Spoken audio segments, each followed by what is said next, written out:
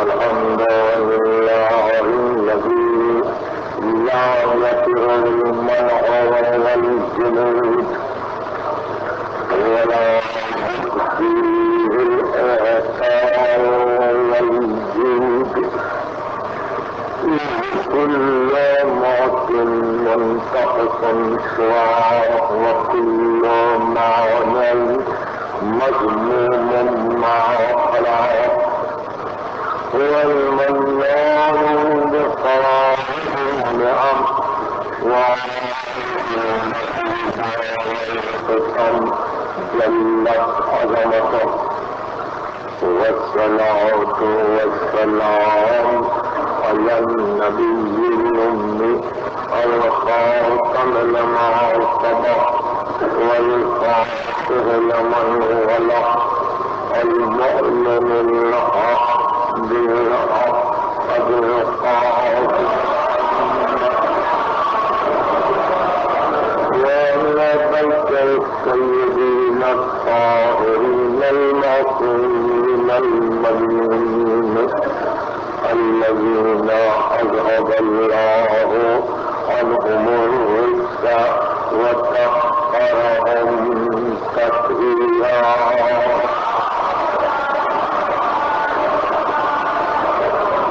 أما بعد فقد قال الله تبارك وتعالى في محكم كتابه الحكيم وأصحاب الجنة يومئذ خير مستقرا وأحسن مقيلا يوم تشقق السماء بالغمام ونزل الملائكة تنزيلا الملك يومئذ الحق للرحمن وكان يوما على الكافرين يوم يعز الظالم على يديه يقول يا ليتني اتخذت مع الرسول سبيلا صلوات الله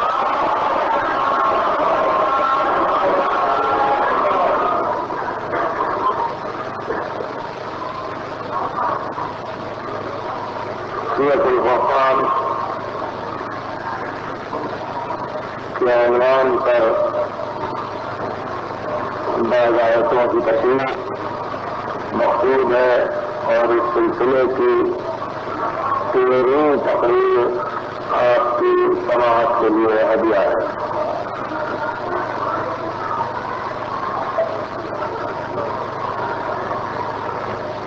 یہ حقیقت ہے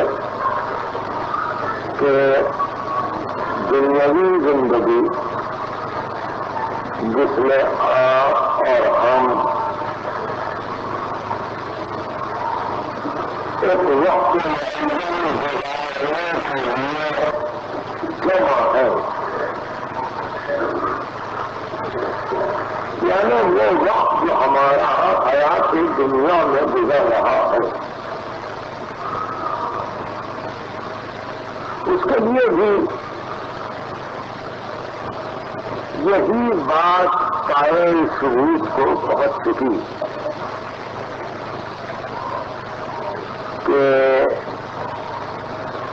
اچھا انسان، معتبر انسان، باوقار انسان وہی ہے جس میں عملاً قولاً فکراً و شعوراً، یعنی قول و عمل و فکر و شعور کے اعتبار سے قرار ہو، قرار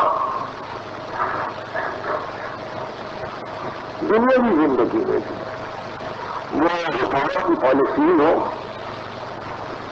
تو سیاست کے ہنگامے ہو، انسان کی نجی زندگی ہو، انجمنیں ہو، اداروں کے دفاتر ہو، کوشش یہ ہے کہ استقرار ہو، اور اگر قرار نہ پایا جائے تو قرآن مجید نے کہا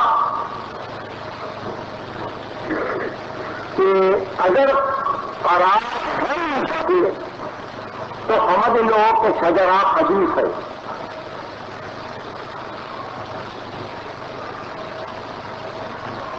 شجرة خبيثة اجتثت من فوق الأرض ما لها من قرار.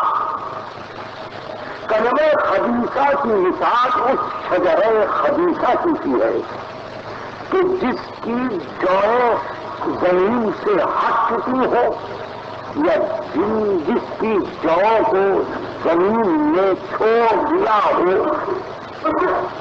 جو زمین سے اکھڑ چکا ہو. ما لہا من قرار، اس کے لیے قرار نہیں ہے.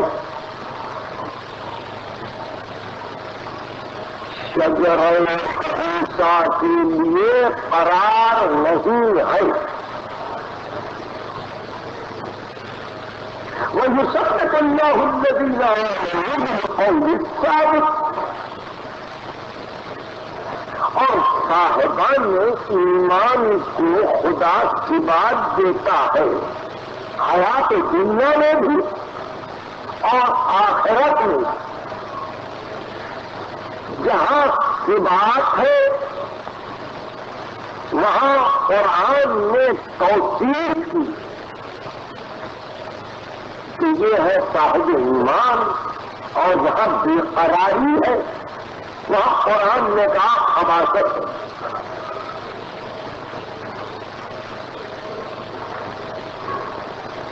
تو اب جس مثال کی طرف قرآن نے اشارہ کیا وہ یہ کہ اگر کوئی شے اپنے مرکز سے ہٹ جائے، جیسے درخت کی جڑوں کے لیے مرکز زمین ہے. مثال دی کہ اگر مرکز سے ہٹ جائے تو قرار نہیں ہے. اب کسی کے بے قراری میں قرار ملتا ہو، یا یہ کوئی اپنی بے ایمانی ہی کو نہیں سمجھے، کوئی اپنے کفر و ارتداد ہی کو نہیں بنے اور اس پر مستقل ہو جائے اور یہ گفتگو کرے کہ دیکھیے قرار تو ہے نا، کہ یقین وہ مغالطہ اور فیلسی یہ ہے کہ ہر شے کے لیے ایک مرکز ہے. اگر شے اپنے مرکز سے ہٹ رہی ہے تو بظاہر عارضی طور پر اس کو قیام ملے گی، تو اس کو قیام نہیں کرتے. قرار پائے بھی تو قرار نہیں کرتے، اس لیے کہ مرکز اس کے لیے باقی نہیں رہا. بالکل اسی طرح جب دین و دیانت سے گفتگو ہو اور اگر کوئی دین سے ہٹ جائے اور یہ کہے کہ ہم کو تو قرار ہے، تو دین کی نگاہ میں وہ بے قراری ہے، اور بے قراری خباثت ہے. جہاں قرار نہیں ہے وہاں یقین جانو کہ وہ سارے خبریں ہے. اور جہاں کی بات قول ہے وہاں دنیا و آخرت میں ایک ہی قول ثابت ہے. استدلال میں ایک آیت اس سے پہلے بھی پیش کی جا چکی ہے، اور غالباً آپ کو یاد ہے کہ ذات واجب نے جب اپنی تعریف کی ارشاد ہوا ما یقبل القول لدی وما انا بظلام للعبید، میرا قول بدلتا نہیں ہے، میں بندوں کا ظالم نہیں۔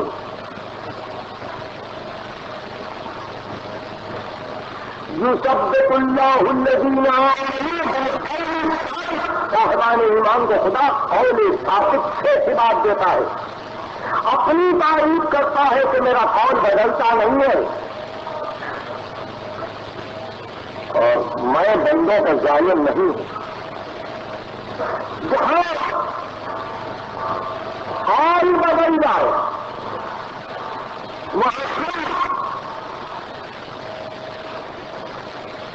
جہاں حال بدل جائے وہاں ظلم صرف اس لیے کہ قرار نہ رہا۔ اب اس مختصر کی تمہید کے بعد آئیے کل کی تقریر سے اپنے آپ کو مسلسل کر دیں۔ اصحاب جنت بہترین مقام قرار ان کے لیے، قرار ملا، استقرار پایا جنتوں میں، ان کو اصحاب جنت کہا۔ جنت میں جانے کے بعد، جنت میں جانے کے بعد اصحاب الجنت، یا یہ پہلے ہی سے تعین؟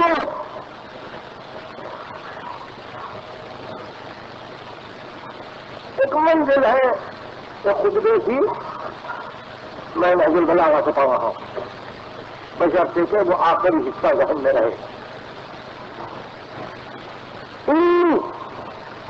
لمن قوم لا تأخذهم في الله لومة لائم، میرا تعلق اس قوم سے ہے کہ جس قوم کو ملامت کرنے والوں کی ملامت ڈرا نہیں سکتی۔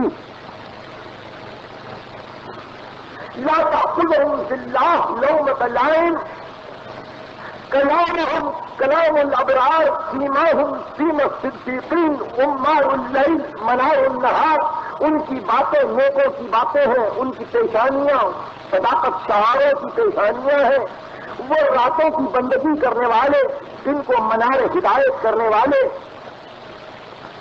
متمسکین بحبل القرآن، حبل قرآن سے تمسک رکھنے والے، یتلون سنن اللہ و سنن رسول ہی، اللہ کی اور رسول کی سنتوں کو زندہ رکھنے والے۔ اب یہ آخری جملہ، قلوبہم فی الجنان اجسادہم فی العمل، جسم ان کے عمل میں ہے اور قلب ان کے جنتوں میں، ان کے دل جنتوں میں ہے، ان کے اجساد عمل کی منزل پر ہے۔ دنیا کیا ہے؟ دنیا عمل ولا حساب، آخرت کیا ہے؟ حساب ولا عمل۔ دنیا میں عمل ہے، حساب نہیں ہے، آخرت وہ ہے، حساب ہے، عمل نہیں ہے۔ اور مولا فرماتے ہیں کہ یہ وہ بندے ہیں، یہ وہ قوم ہے، یہ وہ گروہ ہے جس سے میرا تعلق ہے کہ قلوبہم فی الجنان، دل تو ہے جنتوں میں، اجسادہم فی العمل، اور ان کے جسم یہاں عمل کی منزل پر ہے، یعنی ان کے عمل سے، ان کا نتیجہ، ان کے جسد سے، ان کا قلب، ان کی دنیا سے، ان کی جنت کوئی الگ نہیں ہے۔ قلب کو دیکھو تو اصحاب جنت دنیا میں، جن لوگوں کو آپ سمجھ رہے ہیں جو بحث رہی ہے کہ اصحاب جنت کے لیے یہ ضروری نہیں ہے کہ جنت کے دروازے کھلے تو کہے اصحاب جنت ہے۔ قلوبہم فی الجنان اصحابہم فی العمل، دل ان کے جنتوں میں ہے، کاکتش ہے، کیونکہ یہ بھی سمجھتی ٹوٹتی ہے، لیکن قلوبہم فی الجنان، دل جنت میں، اصحابہم فی العمل، وہ عمل میں مصروف ہے۔ قلوبہم فی الجنان، کیوں؟ اس لیے کہ ان کو قرار ملتا ہے اس رضائے رب کے حصول میں کہ جس رضائے رب کو لینے والے کے لیے جنت ہے. وَمِنَ النَّاسِ مَن يَشْرِي نَفْسَهُ ابْتِغَاءَ مَرْضَاتِ اللَّهِ. انسانوں میں کون ہے جو اپنے نفس کو بیچ کر مرضی الہی کو خرید لے؟ نفس بکا، مرضی الہی کو خرید لیا تو پھر قلب جنت میں جسد عمل کی منزل پر بڑے مطمئن اور اتنے مطمئن کہ ان کی یا اس گروہ کی حفاظت کی تعریف سورہ ہلاکا کرے. وقاهم اللہ شر ذلک اليوم وَلَقَّاهُمْ نَظْرَةً وَسُرُورًا. اللہ نے ان کو اس دن کے شر سے بچا لیا اور ان کو مسرت عطا. ان کے چہرے فرحناک ہیں، ان کے چہروں پہ مسرت ہے، وہ خوش ہیں اس لیے کہ اس دن کا شر ان کو مس نہیں کرتا. کیوں؟ اس لیے کہ استقرار ہے، قرار ہے، ثبات ہے اور بدلتا نہیں ہے. یعنی جس مرکز سے وابستگی ہے وہ مرکز نہیں بدلتا. گفتگو اب سمجھ میں آ گئی. تو پھر یہ کہ عیسیٰ کے بارے میں شک کر کے عیسیٰ کے رب سے دعا کرنا عیسیٰ کے رب کو منظور نہیں ہے. معصوم نے کہا مریم کے بیٹے 40 رات نہیں 40 برس ہم کو پکارے جو آپ کو قبول نہیں کریں گے. اس واسطے کہ ہمارے مرضی کے نمائندے کی ذات میں شک کر رہا ہے اور چاہتا ہے کہ ہماری مرضی کو حاصل کرے. ناممکن. کیوں؟ صرف اس لیے کہ ثبات نہیں، قرار نہیں، قول میں یکسانی نہیں. جہاں ثبات و قرار نہیں وہاں ظلم ہے. تو اصحاب جنت کی تو یہ تعریف تھی کہ خیر مستقرہ. اور ادھر ظالم کا قول پھر بدلا. وہ وقت تھا کہ جب اس نے کہا کہ آپ کے ساتھ خزانے آتے، آپ کے ساتھ معدن ہوتا، آپ کے ساتھ فرشتے آتے، آپ وقت واحد میں پوری کتاب آ جاتی، ہم پر فرشتے نازل ہوتے، یا آپ کے ساتھ کوئی صاف فرشتہ نذیر بن کر آتا. ایک وقت وہ بھی تھا. لیکن منوا لیا کہ مانو اب جو کچھ بھی ہوا شبہات ختم ہوئے، مان لیا تو قرار ہوتا، شبہات ہوتا، آئے جاتے تسلیم کرتے. نہیں پھر راستے سے ہٹے. اب جو راستے سے ہٹے تو فکر یہی تھی کہ ہاں ایک مقصد کو لائے تھے، مقصد کو پہنچا کے چلے گئے. اب ہمارے ذمے ہے یہ طے کرنا کہ ہم کیا کریں گے. تو اب یہ منزل تھی قول کے بدلنے کی. کیا قول بدل گیا؟ ظلم آیا. جہاں ظلم آیا تو وہ ظلم محشر میں یوں ثابت ہوا. یوم یعض الظالم علی یدیہ. ظالم اپنی انگلیوں کو، اپنے ہاتھوں کو کاٹ کر کہے گا یا لیتنی اتخذت مع الرسول سبیلا. اے کاش میں رسول کے بتلائے ہوئے راستے ہی پر چلتا. دیکھیے بڑی عجیب منزل ہے جو بحث کر رہا ہوں. وہ یہ کہ وہ سبیل رسول سے غافل نہیں ہے. وہ یہ نہیں کہتا کہ کاش میں رسول کے راستے کو جانتا، کاش میں رسول کے راستے کو پہچانتا، کاش رسول مجھے راستہ بتلاتے. کاش رسول کے راستے کو مجھے پہچنوایا جاتا. نہیں، کون بدل گیا؟ اس کو معلوم تھا راستہ، اس نے تسلیم کیا تھا. کیف یہدی اللہ قوما کفروا بعد ایمانہم وشہدوا ان الرسول حق. خدا اس قوم کی کیا ہدایت کرے جو ایمان کے بعد کافر ہو جائے اور گواہی دے کہ رسول حق پر ہے. کیف یہدی اللہ قوما کفروا بعد ایمانہم وشہدوا ان الرسول حق. اللہ اس قوم کی کیا ہدایت کرے جو ایمان کے بعد کافر ہو جائے، اور حالانکہ وہ شہادت دے رہی تھی کہ رسول حق پر ہے. آپ ملائے گا فرمائیں.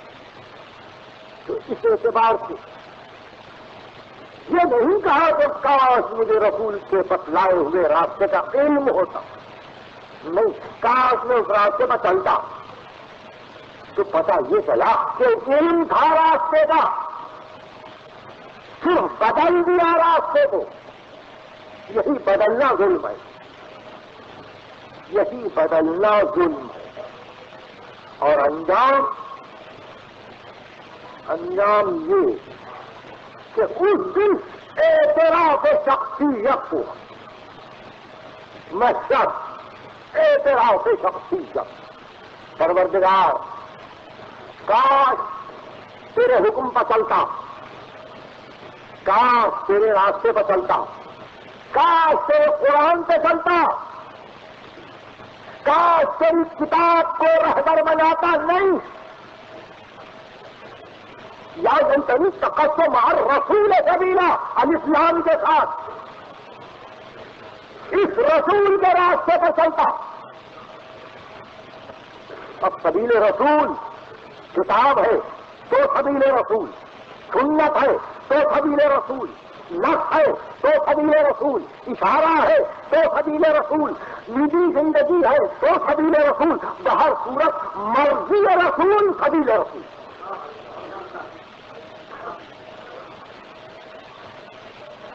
اگر یہ مختصر سی باتیں ذہن میں ہے کہ یا لیتنی اتخذت مع الرسول سبیلا، کاش میں رسول کے بتلائے ہوئے راستے پر چلتا. اب ذرا مفسرین کی طرف دیکھیے. مفسرین نے لکھا کہ ابی بن خلف اور عتبہ ابن معیط. اچھا، اس کو احمدی ٹرانسلیٹر نے عقبہ لکھا ہے، تاریخ کے اعتبار سے یہ لفظ غلط ہے. عتبہ ابن معیط اور ابی بن خلف ان دونوں کی آپس میں بڑی دوستی تھی اور مکے سے رہنے والے تھے. عتبہ کے پاس روپیہ زیادہ تھا، وہ ہمیشہ تجارت کے کاروان کو لے کے جاتا اور جب مکہ آتا تو بہت سے مکے کے آدمیوں کو کھانے پہ دعوت دیتا. اسی طرح سے کاروان تجارت کی واپسی کے بعد ایک دن وہ آیا اور آ کے اس نے جناب رسالت مآب سے کہا، اللہ کے رسول میں لے کر کہا کہ آپ میرے پاس کھانے پہ آئے. آپ آئے، دسترخوان کا بیٹھے، غذا حاضر ہوئی، آپ نے کہا میں نہیں کھاؤں گا. اب یہ مفسرین نے جو لکھا ہے وہ اب کر رہا ہوں اس آیت کے ذیل میں. آپ نے کہا نہیں کھاؤں گا. کیوں؟ کب تو نے مجھے بلایا میں آ گیا. اب یہ شرط کہ میں کھاؤں یہ ناممکن. کب تو نہیں کھائیں گے؟ کہ اس وقت تک نہیں کھاؤں گا جب تک کہ تو یہ نہ کہہ دے لا الہ الا اللہ محمد رسول اللہ. اس نے کہا بس اتنی سی بات، کھا لو گے؟ کہاں؟ اس نے کلمہ پڑھا. آپ نے کھا لیا. ابی بن خلف نے عتبہ سے کہا شرم نہیں آتی کہ اس کی باتوں میں آ گیا. اس نے کہا کلمہ پڑھو. تو نے کلمہ پڑھی. کہ مجھے کیا معلوم، میں نے ایک مہمان کی تواضع کو ضروری جانا، مجھے کلمے سے کیا کام؟ اس نے ایک جملے کو پڑھنے کے لیے کہا، میں نے جملہ پڑھ دیا فقط اس بات سے کہ میرے مہمان کی دل شکنی نہ ہو۔ اس نے کہا نہیں، یہ تو دین بدل جاتا ہے۔ کہا پھر کیا کروں؟ کہا جا کے اس کے منہ پہ تھوک دے۔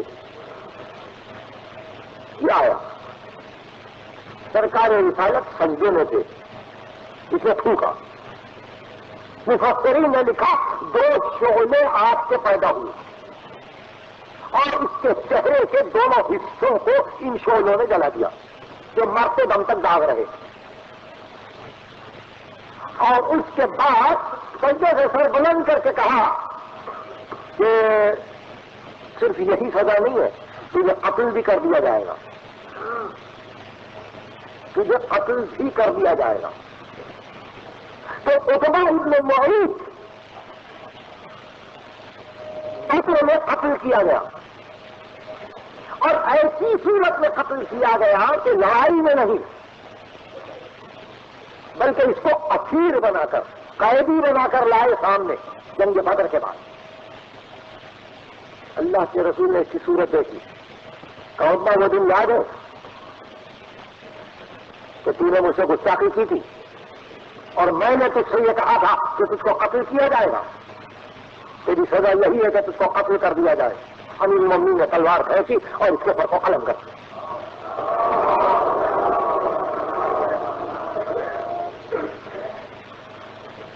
اب وہ دوسرے بزرگ رہ گئے، ابی بن خلف، جنہوں نے کہا تھا جا کے تھوک دے۔ ان کے متعلق مفسرین نے ایک عجیب جملہ لکھا، اور وہ یہ لکھا کہ پیغمبر اسلام نے یہی ایک شخص ہے تاریخ میں کہ جس کو اپنے ہاتھ سے قتل کیا۔ اب اس پر کبھی کہتے کی گفتگو ہوگی، یہی ایک شخص ہے تاریخ اسلام میں کہ جس کو اپنے ہاتھ سے پیغمبر اسلام نے قتل کیا، ابی بن خلف۔ مفسرین لکھتے ہیں کہ آیت سورہ فرقان کی یا یلتمس التقص مع الرسول سبیلا، یوم یعض الظالم علی یدیہ، وہ دن جب کہ ظالم اپنی انگلیوں کو کاٹ کھائے گا اور یہ کہے گا کاش میں رسول کے راستے پر چلتا۔ تو مفسرین نے لکھا کہ یہ عتبہ ابن معیط کے لیے ہے کہ وہ یہ کہے گا انگلیوں کو کاٹ کاٹ کر، اور مفسرین نے اس کے بعد یہ بھی لکھا کہ جتنی مرتبہ وہ انگلیوں کو اپنی کاٹتا جائے گا، انگلیاں پھر آتی جائیں گی، بہتی جائیں گی، اور وہ پھر کترتا جائے گا، اس کو حسرت میں خبر بھی نہیں ہوگی کہ کتنی مرتبہ اس نے اپنی انگلیوں کو کاٹا ہے۔ یہ تفسیر ظاہر ہے کہ جب تفسیر کا کام پڑا ہے تو میں مفسرین کے اقوال بھی آپ کے سامنے رکھ دوں۔ لیکن کلام مجید نے جو آئے واپی ہدایہ میں ایک اصول قائم کیا، میں گفتگو اصول سے کر رہا ہوں۔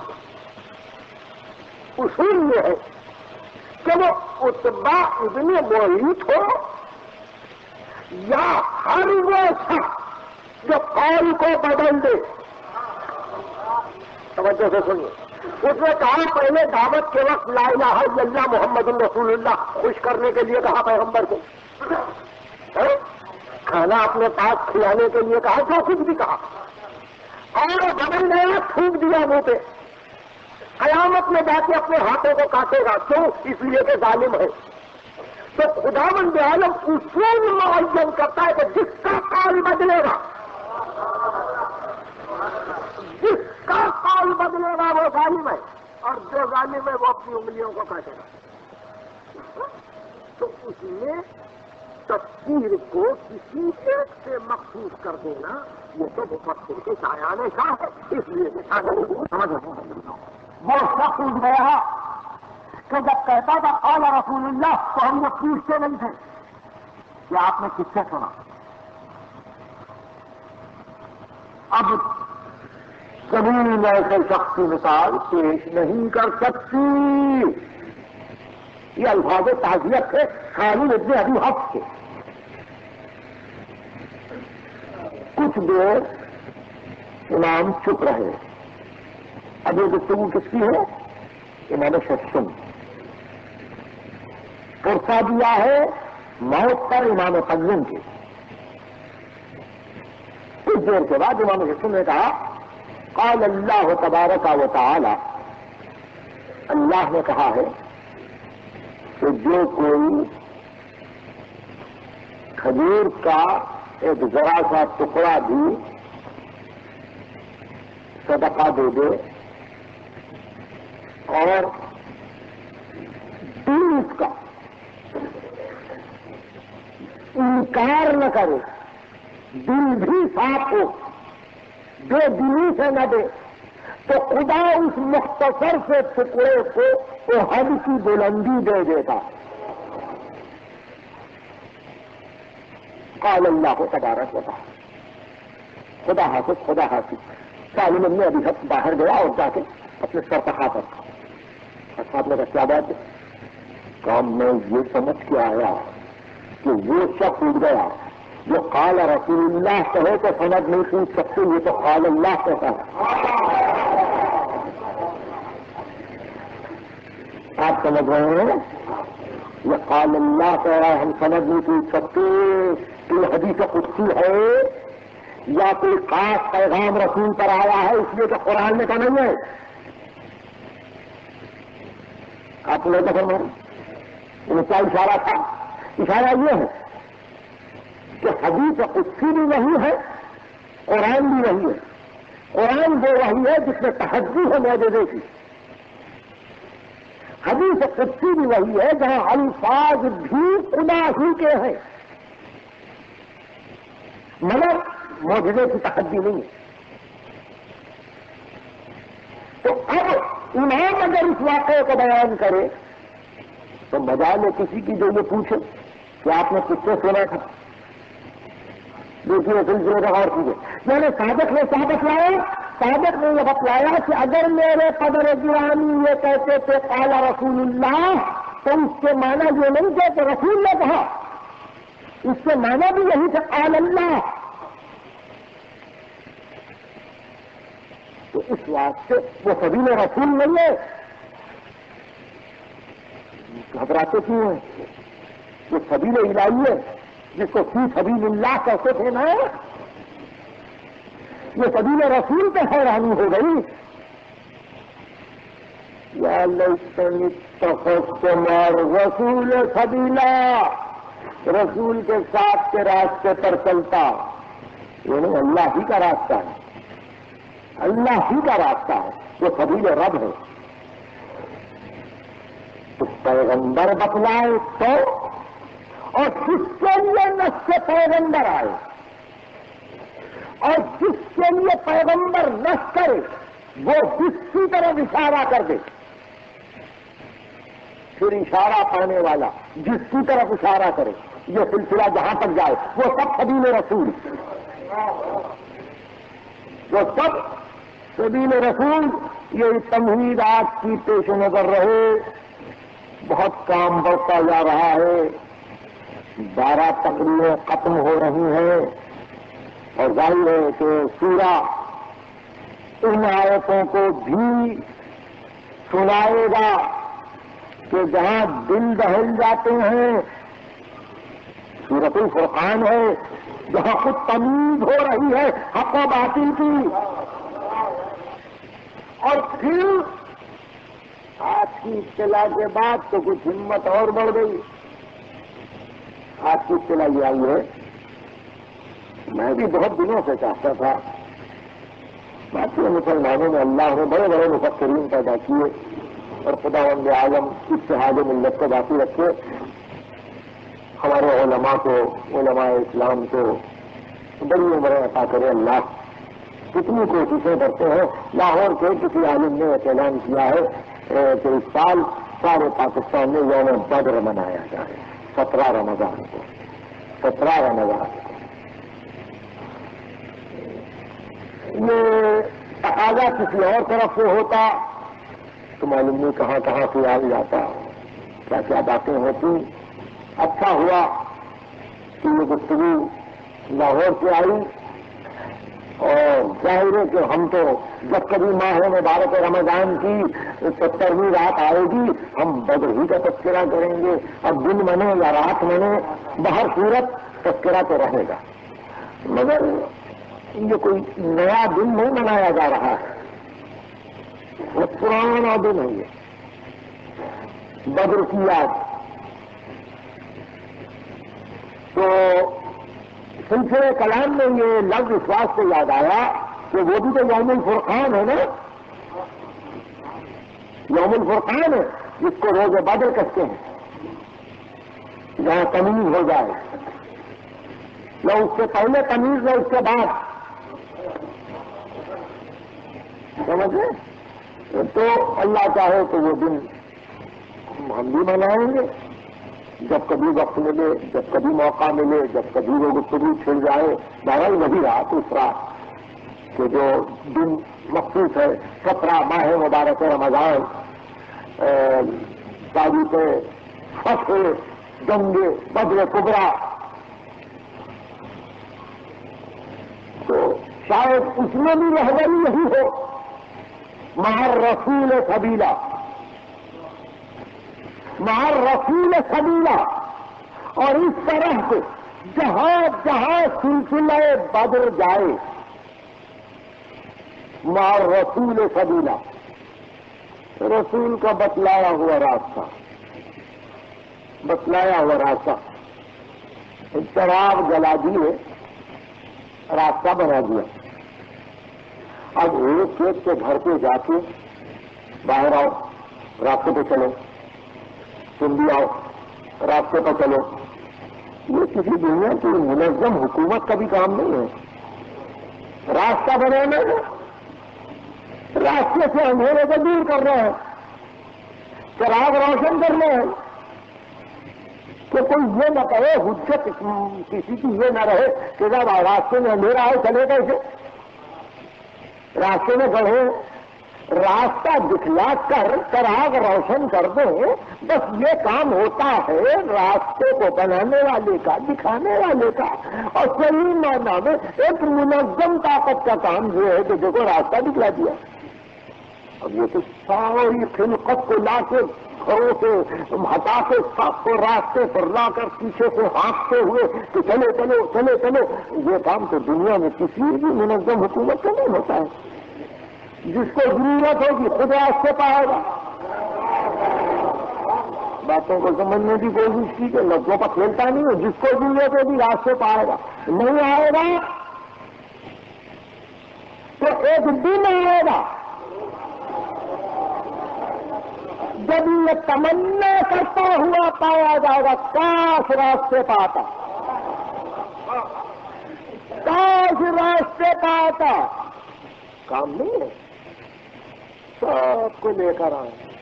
عالمین کے لیے رحمت ہے، عالمین کے لیے ہدایت ہے، عالمین کے لیے نذیر ہے، ہر قوم کے لیے ہادی ہے. بولے کل قوم ہاد. ہم سے پوچھتے تھے لوگ کہ آپ نے یہ عالمینیت کیسے دے دی پیغمبر کو؟ آیتیں تو رکھی ہوئی ہیں سامنے. لیکن قوم ہاد، ہر قوم کے لیے ہادی، عالمین کے لیے رحمت. صاحب فرقان عالمین کے لیے نذیر، 70 شہید، اتنی عالمینیت کے ساتھ. تو اس کی تکلیف شرعی کیا ہے؟ تو اس کی تکلیف شرعی ہے کہ جس انسان کو دیکھے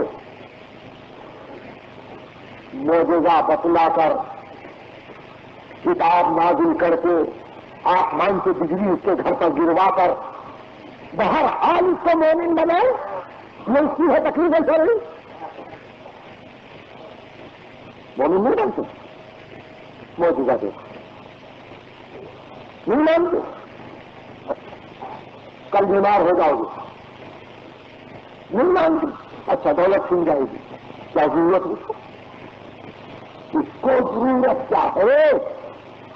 اس واسطے کہ جب یہ طے پا لیا کہ رحمان نے رحمت عمومی سے نئے انسانی کو عقل کی حجت باطنی دی، ادراک کے لیے حواس خمسہ ظاہری دیے، علم کے لیے حواس خمسہ باطنی دیے، اس کے بعد ظاہری حجت بنا کر رسول کو بھیجا، کتابیں بھیجی، پھر نہیں مانتے تو رسول کا کیا قصور ہے؟ رسول پر کیا حاصل ہے تو اس میں کمی تھی؟ مطلب رسول کا کام کیا؟ بس یہ گفتگو آپ ختم، میں نے وقت لے لیا، صرف یہ سوچا کہ چونکہ کل سے کام بڑھ جائے گا، اچھا ہے کہ مجھے جہاں جہاں ختم ہو سکتی ہو ختم کیا جائے۔ رسول کا کام کیا؟ کہ پورے عراق کو کامل کر دے، پورے حجاز کو کامل کر دے، پوری دنیا میں ہر ایک انسان کو کامل بنا کر کہ دیکھو مسلم کا صحیح نمونہ یہ ہے، یہ بتلائے نہیں۔ رسول کا کام اتنا ہی کہ میری تربیت سے اگر میں نے راستے کے لیے اتنی روشنی کر دی کہ راستہ واضح رہے اور راستے میں کوئی امر حائل اور مانے نہ ہو، اتنی حجت علی ہو، تو میں نے کام کر دیا۔ میں نے کام کیا؟ تم کیا چاہتے ہو؟ یہی کہ راستہ ہو کہ جہاں موانع نہ ہو، چراغ ہو جس سے راستہ روشن ہو، دو ہی چیزیں تو چاہتے ہو نا۔ اس کے بعد میری تکلیف کیا ہے؟ میری تکلیف یہ ہے کہ میں جاؤں تو صرف دنیا کو بتلاؤں کہ دیکھو میری تربیت کا انجام ایک ہستی کا کمال، وہ ہٹے تو پھر ایک ہستی کامل، وہ نہ رہے تو پھر ایک ہستی کامل۔ یہ ہے مقصد بعثت رسالت کہ قانون لائے اور کسی ایک کے کمال کو بتلا دے تو یہ کامل ہے۔ دنیا نہ مانے مگر جس دن چاہتے گے اس دن یاد کرو گے، تو اس دن یاد کرو گے۔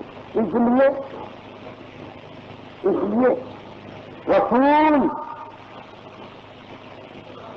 یاد رکھو، رسالت مکمل نہیں ہوگی،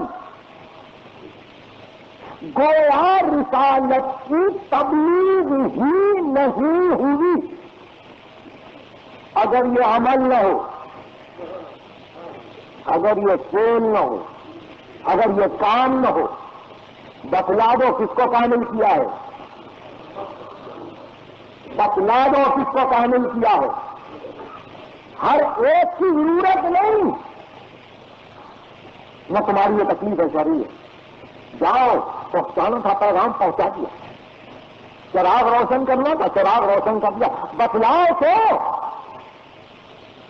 چراغ کو تو بلندی سے بتلا دو۔ کسی منزل پر تو دکھلا دو کہ دیکھو یہ ہے چراغ، یہ ہے نور، نور علی نور، نور پر نور۔ اب اگر کوئی پوچھے کیوں، اپنے دل سے، اپنی طرف سے، اپنی مرضی سے، تو اس سے ہم سمجھ لیں گے۔ تم نہ گھبراؤ، تمہارا کام ختم ہو جائے، تمہارا کام ختم ہو جائے۔ تو یہ وہ منزل ہے جہاں ختم المرسلین مجبور ہے اس امر پر کہ اس حقیقت محمدی کے مختلف ادوار میں سے اپنے سے جو دور متصل ہے اس کو روشناس کر دے، وہ دور متصل کو روشناس کر دے کہ دیکھو یہ نف ہے، یہ دور متصل ہے، یہ چراغ ہے، یہ نور ہے، یہ رہبر ہے، یہ ترجمہ وحی ہے، یہ مقدم علم ہے، یہ معدن رحمت ہے، دیکھو یہ بیت کا اہل ہے، یہ صلاحیت رکھنے والا ہے، اس کی آواز میری آواز، اس کا پیغام میرا پیغام، نہیں اس کی ہڈی میری ہڈی، اس کا لہو میرا لہو، اس کا گوشت میرا گوشت، اس کی روح میری روح، نہیں وہ میرے نفس ہے۔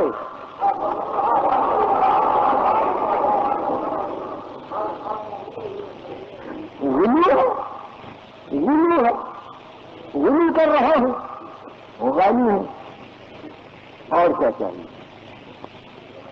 یعنی کسی منزل پر تو آدمی سے بیزار ہو جائے، یہ کہہ کے چھوڑو۔ میں نے ایک واقعہ آپ کو کیا نا کہ جہاں انسان بیزار ہو جاتا وہاں یہ کہہ دیتا بھائی یہ تو وہ ہے، یہ تو اب بھی منزل ہے موجود، آدمی ان کو چھوڑو، یہ تو کیا سمجھتے ہیں؟ جو سمجھتے ہیں وہ جو سمجھتے ہیں وہ یہ ہے، اور جو کچھ سمجھتے ہیں وہ نصوص کی روشنی میں سمجھتے ہیں، سبیل و رسول کی روشنی میں سمجھتے ہیں۔ اگر نفس نہ ہوتا تو مداخلے کی منزل کرنا ہے، آیت ہے، اب یہ اور بات ہے، کوئی ضد کرے، کوئی چغلی سمجھے، یہ اور بات ہے۔ نفس نہ ہوتا تو مداخلے کی منزل پر نہ آتا، اور تمہیں نفس ہے اس لیے حجت ختم ہوئی، حجت ختم ہوئی، اس نفس کے بعد پھر نفس، اس لیے جمع کے پھیرے انفسنا، اس نفس کے بعد پھر نفس، جہاں تک عبادت جائے نفس رسول،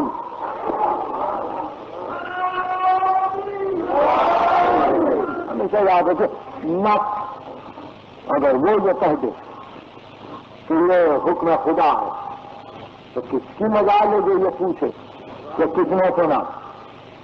نہ ان کے جب سے کوئی پوچھ سکتا ہے، نہ ان سے کوئی پوچھ سکتا ہے، نہ ان کے جب سے کوئی پوچھ سکتا ہے، نہ ان سے کوئی پوچھ سکتا ہے، یہ راجوں نے آج ہے۔ ارے پوچھے ان سے جن کے لیے کوئی یہ سمجھے کہ اوپر گئے گئے سیڑھی چڑھتے ہوئے پھر اتر کے نیچے آ گئے، اب کیونکہ نیچے آ گئے اس لیے پوچھو، نہیں سمجھ سکے میرے دلوں کو۔ یعنی یہ گفتگو آئے ہوگی جہاں یہ سمجھا جائے کہ معراج وقتی تھی، آنی فانی مکانی زمانی تھی، اوپر گئے تھے چوتھے، نیچے آ گئے، اب پوچھو یہ آپ نے کیسے کہا؟ نہیں معراج مسلسل زندگی معراج، اٹھنا بیٹھنا چلنا پھرنا سونا جاگنا اب کچھ معراج، وہاں جا کے آنا نہیں ہے، وہاں مقام قرب پر پہنچنا ہے، وہ منزل بنا ہمیشہ کے لیے ہے، وہ جنگ ہو تو صرف، وہ عرش ہو تو فرش، وہ مسجد ہو تو گھر، وہ خوشی کی منزل ہو یا آ ہو نالا کا مقام، سب قرب حقیقی کی منزلیں۔ اور اگر یہ بات ذہن میں آ گئی تو پھر وہی نفس ہے رسول کا جو ابلا کی منزل پر بھی ہے، کہ جب آواز دے ہمارے منا سرین سونا، تو جس کسی نے انکار کیا نصرت سے وہ ظالم ہے، اور اس کو روز محشر اپنی انگلیوں کو کاٹنا پڑے گا۔ یا لیتنی اتخذت مع الرسول سبیلا، کس زبان سے یہ جملہ نکلے گا؟ ایک جملہ کس کی زبان سے نکلے گا؟ کاش رسول کے بتلائے ہوئے راستے آواز دے رہا ہے، جو ابنا کی منزل پر، جو نفس کی منزل پر کوئی ہے ہماری مدد کرنے والا، کوئی ہے ہماری نصرت کرنے والا؟ قافلے والے بج بج سے نکل رہے ہیں، آواز ان کی نہ سنو، ساتھ چلنے والے دور ہو رہے ہیں، یہ کہنے علیحدہ ڈال دو، کہیں یہ مدد کے لیے نہ بلائیں، اور پھر یہاں امتحان کی منزل ہے، وہ منزل شمع بجھا دو، جانا ہے تو جاؤ، جانا ہے تو جاؤ، ہم کو کام نہیں ہے، چلے جاؤ چلے جاؤ۔ اور بہت سکون ہے، ان کے نانا کی تکلیف شرعی بھی یہ نہیں ہے کہ سب کو بلائیں، نہ ان کی تکلیف شرعی یہ ہے کہ نبی اور شام کو اس منزل ایمان کا فائز کریں جو مطلوب ہے، وہی دوں گا جس کو جانا چلے، ہم کو کام میں جاؤ، اٹھو۔ جو لوگ جانے لگے قاسم بن حسن نے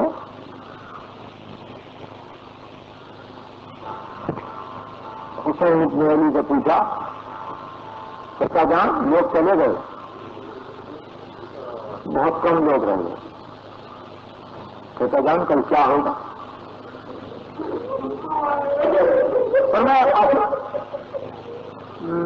یہ لوگ جو چلے گئے ان کے نام دفتر شہداء میں نہیں ہے، قاسم کل ہماری شہادت کا دن ہے، تو شہزادے نے کہا تو شہزاد کیا میں بھی شہید ہو جاؤں گا؟ کیا میں بھی شہید ہو جاؤں گا؟ حسین بن علی نے جواب دیا، قاسم یہ جو جھولے میں چھوٹا سا بچہ جھول رہا ہے وہ بھی شہید ہوگا۔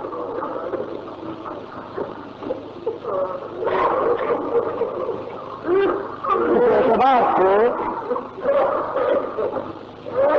آپ مجھے معاف کریں گے کہ میرا سلسلہ کلام آج مجھے مجبور کر رہا ہے کہ میں پھر ایک مسئلہ اس بارگاہ میں حاضری دوں کہ جس بارگاہ میں جاتے ہوئے ہمیشہ دل میں درد سا ہوتا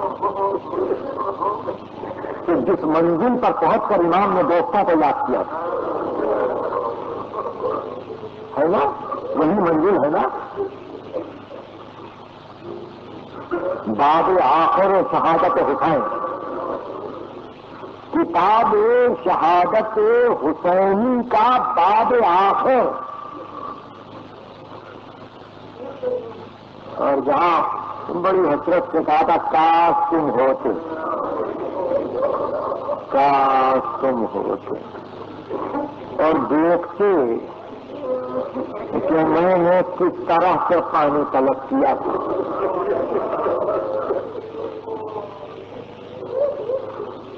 کیا دنیا داد دے رہی ہے اپنے نظام ہائے حکومت و سلطنت و عدل کی، حسین نے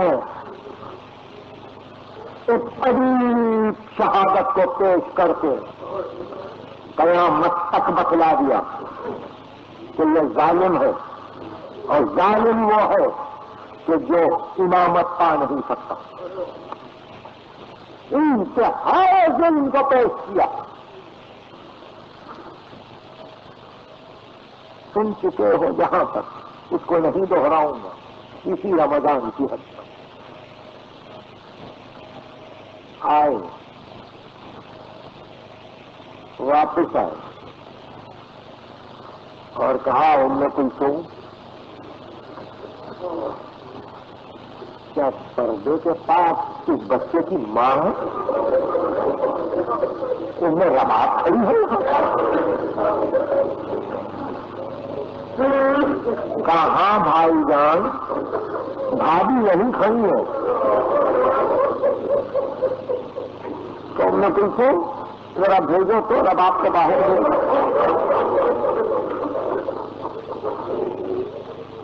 صاحبان اولاد جانے، سمجھیں، سنیں، ام رباب باہر آئی، والی کیوں طلب کیا؟ کہا رباب ہم امام ہیں نا، ہمارا حکم مانو گی نا؟ اور کیا آپ حجت خدا ہیں؟ آپ کا حکم نہ مانا تو رباب صبر کرو گی؟ اچھا والی کیوں نہ صبر کرو جب آپ کا حکم ہے؟ تو رباب گرمی بہت ہے،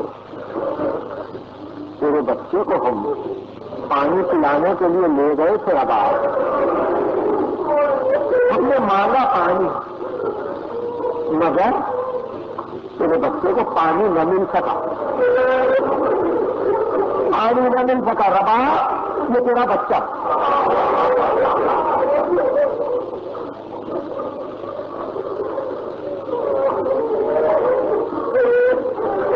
شاید دنیا میں ایسا واقعہ نہیں ہوا ہو کہ ماں نے بچے کو اپنی گود میں لے لیا تو اب سے نظر پڑی تو پتا چلا کہ بچے کے لبوں سے خون بچ چکا ہے،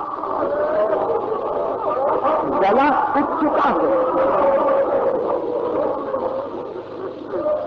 بچے کو دیکھا، امام کی صورت دیکھی، اتنی سی دیر انہیں اللہ ہدایت ڈال دی تاکہ اب مزید ماں کی نظر نہ پڑے، اور اس کے بعد مقتل میرا ذمہ دار کہنے لگے رباب فقط اس لیے نہیں دیا کہ تم دیکھو، بلکہ اس لیے دیا ہے رباب کہ تم میرے ساتھ ساتھ آؤ۔ رباب آج حسین کو اپنے صبر کا امتحان دینا ہے، رباب امتحان کی منزل پر تم بھی ہو، ساتھ آؤ ساتھ آؤ۔ میں کہاں تک اب کروں، کیوں غرض کروں؟ ظاہر ہے کہ جس احتیاط کے ساتھ مقتل تک جانا ہے اس احتیاط کو ہر شخص و ناقص نہیں سمجھ سکتا، مگر میں آپ کے دل و دماغ میں ایک بات دکھلانا چاہتا ہوں جو آپ نے یقیناً سب جگہ سنا، اس امر کو یقیناً آپ نے ملحوظ بھی رکھا۔ ماں بھی گئی، باپ بھی گیا، کچھ دیر گزری، ماں واپس آئی اور باپ نے یہ کہہ کے اس جگہ سے چھوڑا، زمین کربلا، زمین کربلا میرے بچے کا خیال رکھنا، ماں کی گود سے چھوڑا کر میں نے تیرے حوالے کیا ہے کربلا، فاطمہ کے دنیا کا ایک پھول ہے، میرا بچہ رہے، بس ہو گئی گفتگو۔ ماں آ گئی خیمے میں، میں آ گئی خیمے میں اور دل کو اطمینان، دل کو اطمینان کہ مقتل میں لاش نہیں ہے، میرے والد نے میرے سامنے بچے کو دفن کیا، دل کو اطمینان کیا اگر آؤں گی بھی اور یہاں رہوں گی بھی تو والد کی بھی قبر ہے، بچے کی بھی قبر، دل کو اطمینان۔ مگر اب جب 11 محرم کو قافلے چلے اور رباب جب ناکے پہ آئی اور ایک مرتبہ شہیدوں کے سروں پر نظر پڑی تو دیکھا 6 مہینے کے بچے پر